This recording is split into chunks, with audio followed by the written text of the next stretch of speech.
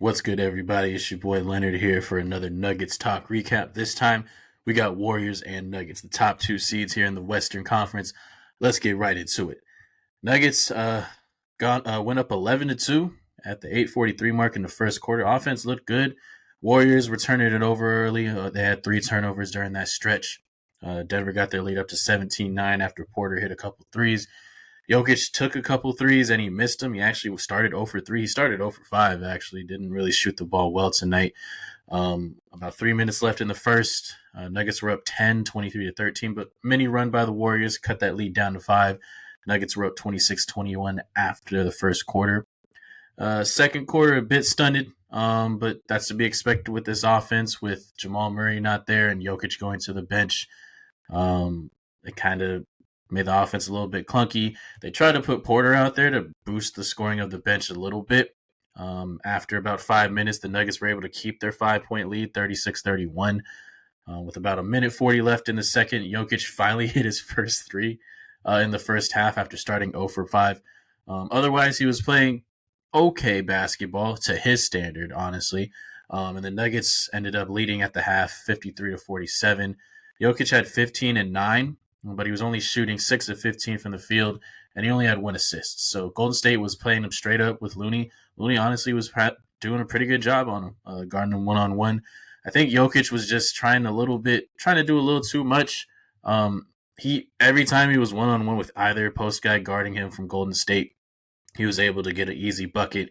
You can see him in the first half kind of trying to play the contact a little bit more, shooting a bunch more threes.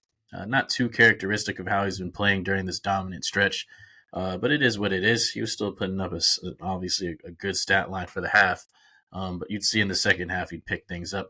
Porter had 12 and 5, AG 9 and 8, and KCP had great defense on Steph, who only had 9 at the half. He only shot 3 of 7, but 3 of 6 from 3. Clay had 9 as well. Both teams were shooting really bad. Denver at 39%, Warriors at 45%. But the real bugaboo for Golden State were their turnovers. They had 7 turnovers in the half. Denver only had 1. Getting into the third quarter, Denver was up 67-63 halfway through the third. This is when Jokic started asserting himself. He got some buckets inside, able to just back guys down. Looney get to his spots and hit hook shots, hit shots in the paint. He got his field goals back up to 50%, shooting 9 of 18. But this was a time where Clay and Steph were starting to heat up. At the end of the third quarter, the Warriors actually made a run, and they got the lead after the end of the three, 78-76.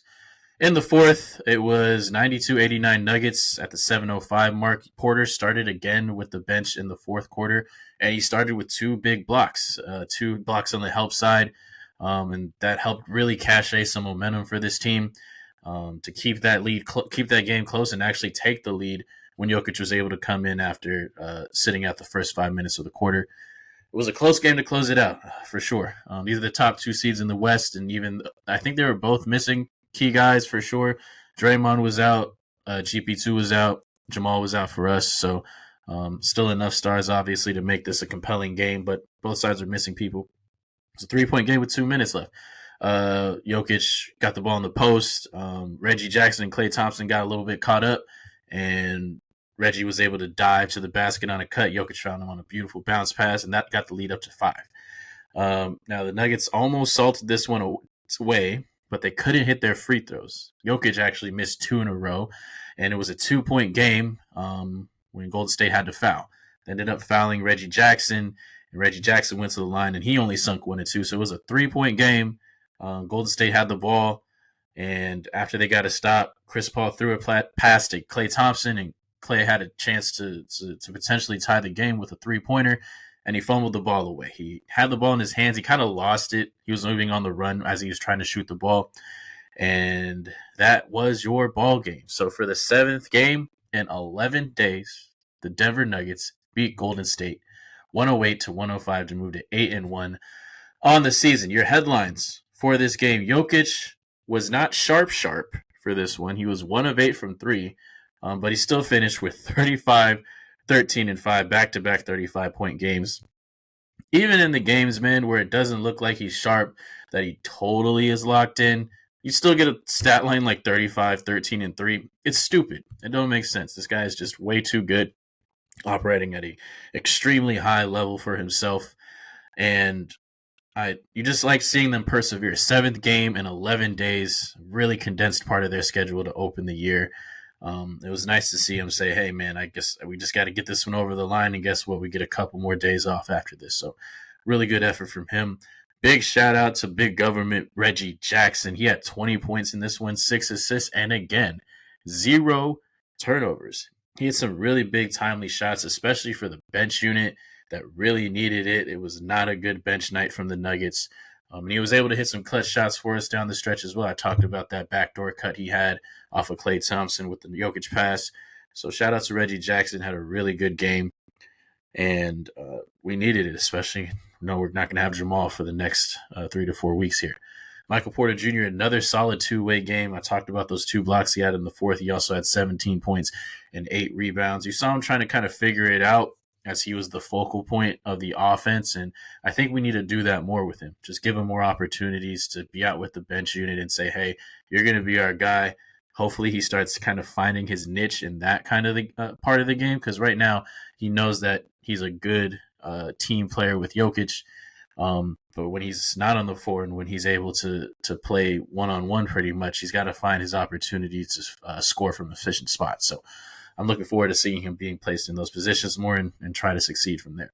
AG just continues to be really steady, man, 14 and 11, and he had 3 steals, so good all-around game for him as well. And KCP gets a shout-out here as well. He only had 10 points, but his defense on Steph was really good. Steph ended up shooting 6 for 17 in this game, and KCP was on him like white on rice from the jump. So he really wants that all-defensive first team spot or some kind of defensive team spot. The way he's playing right now, he's got a chance to do it. I really love his commitment on that end of the floor, and it's really helping our team get to this 8-1 start. It does not go unnoticed that his defense has really helped us so far. Bench, like I said, was not good tonight. Malone was not afraid to yank the young guys in this one. Strawther only had 8 minutes.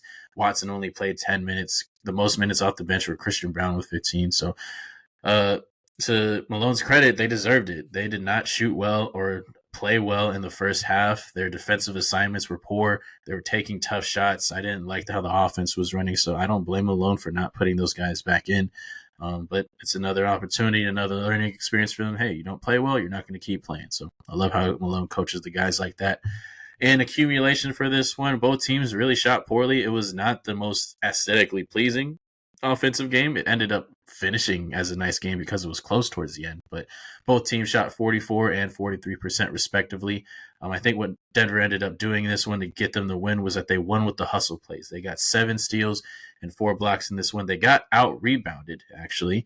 So that's one minus in the hustle stats for them, but they were able to get 11 total stocks. And they out assisted Golden State in this one as well. They had 24 total team assists. So this looked like a team that was trying to get it over the line, man. 7 games in 11 days is pretty rough in the NBA. So now they finally get a chance to rest. They're not going to play again until Sunday when they go to Houston to play the Rockets. Your Nuggets are now 8-1, still atop the Western Conference, and just took out the number 2 seed in the Western Conference, the Golden State Warriors. Thank you again for listening to your Nuggets Talk recap. I am Leonard Pinkney. We'll see you next time.